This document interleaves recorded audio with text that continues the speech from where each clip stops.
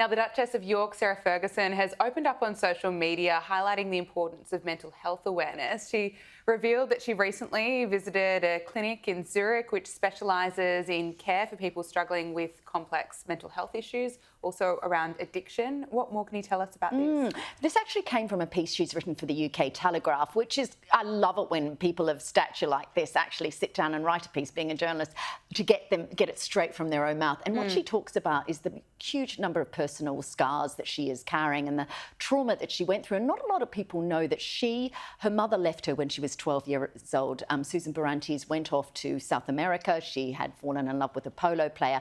And for Sarah and her older sister Jane, who of course lives in Australia, this was very, very confronting. This is abandonment. And I think this goes to the heart.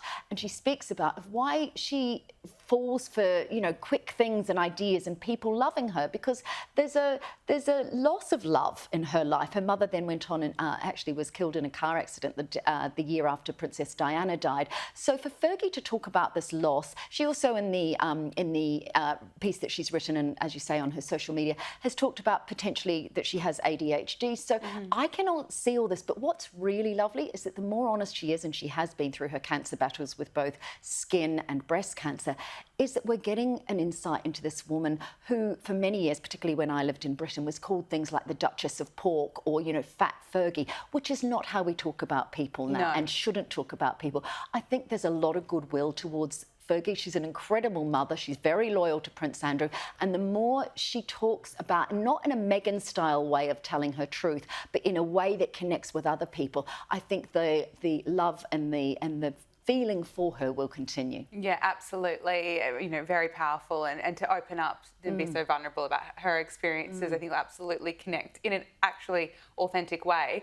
Now, Prince Harry's Invictus Games Foundation has announced that 6 nations have come forward with ambitions to host the 2029 Games, and among those submitting a bid was Ukraine, despite the ongoing conflict. It's hard to believe that you could hold an event like that with the ongoing geopolitical issues that are going on there. But interestingly, of course, Harry went to Ukraine just a couple of months ago and met with veterans who had, people who'd worked within the military, but also those who were in rehabilitation centres as a result of the injuries they've sustained during the war. So we understand, according to the outgoing head of Invictus, that there are 100,000 people in Ukraine now who are amputees or who are people that could potentially take part in the Invictus Games. Just the notion that Ukraine may be in a space to be able to do that in 4 years' time is heartwarming. Whether or not it happens, it shows why Harry's central sort of philosophy around Invictus will have, resonance for years to come, because it's not just, war as it continues. We'll have the Iranians, the Israelis, there's all these countries and all these people who are affected and who could potentially take part in these sorts of games in the future. But what a lovely idea to think that Zelensky might win that war and that the games can take place there. Who knows, but hopefully. Hopefully. Angela Mollard, thank you so much for joining us on Power Hour. Thanks.